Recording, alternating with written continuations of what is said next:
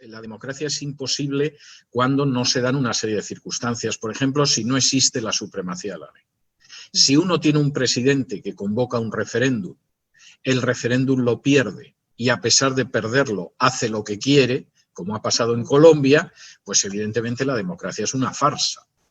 En Gran Bretaña convocaron un referéndum, lo perdieron y no les quedó más remedio que aceptar la voluntad popular, porque ni la Cámara de los Lores, ni el Tribunal Supremo del Reino Unido, ni ninguna institución estaba dispuesta a ir en contra.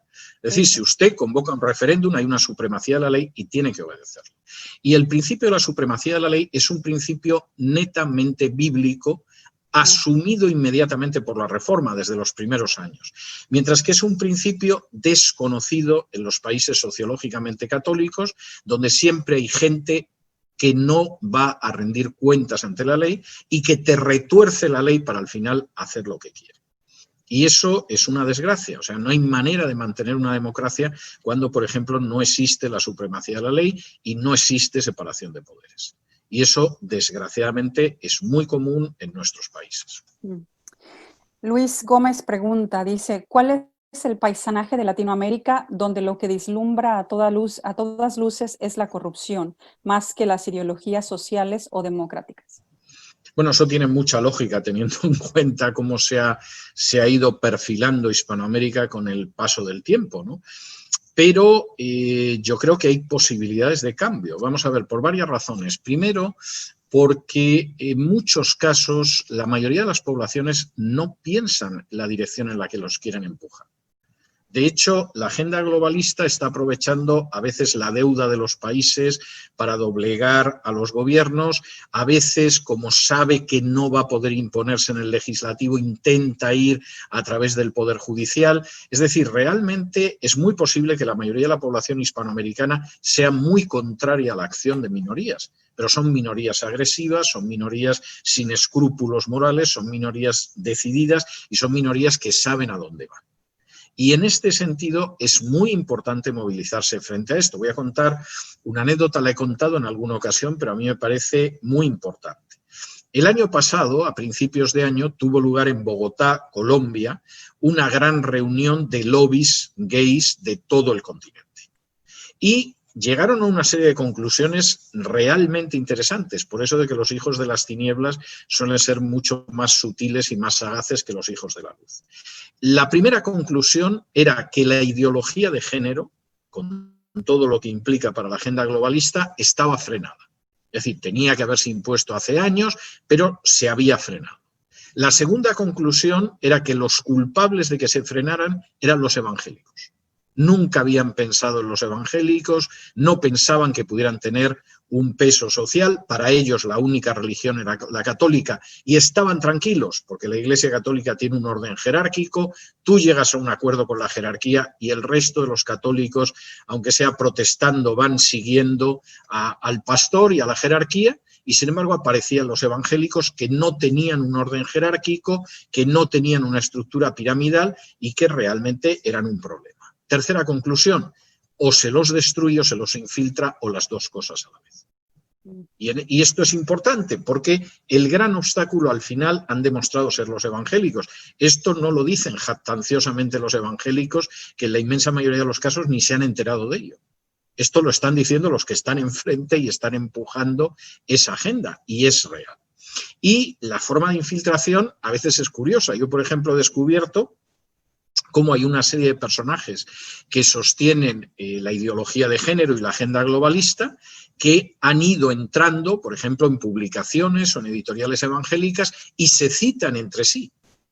Entonces, es curioso, tú lees de pronto un artículo que es una atrocidad y la persona que lo está contando te dice que hay otra persona en la República Dominicana y otra en Colombia que dice lo mismo. Y cuando vas a las páginas de esto, citan al que vive en Perú y al que vive en República Dominicana. Es decir, al final son 4. Pero se citan continuamente y dan una sensación de erudición y de que han descubierto el verdadero significado de la Biblia y que la homosexualidad no tiene ningún tipo de problema con la Biblia en la mano. Y esto va creando una corriente de opinión. Entonces, es muy importante primero darse cuenta de que el peso social es muchísimo mayor de lo que pensamos.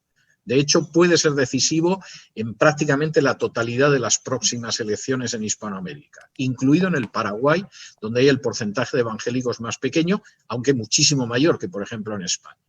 Y segundo, hay que ser consciente también de todas estas maniobras para dividir a los evangélicos, para infiltrarlos, para arrastrarlos en la dirección de todo el rebaño.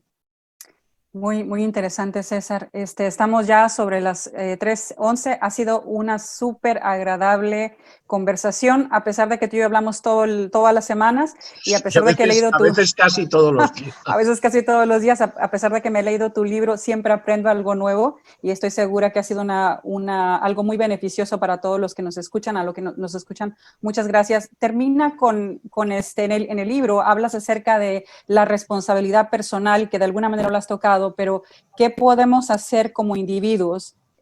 No importa el país, no importa el lugar, en contra de esta agenda globalista.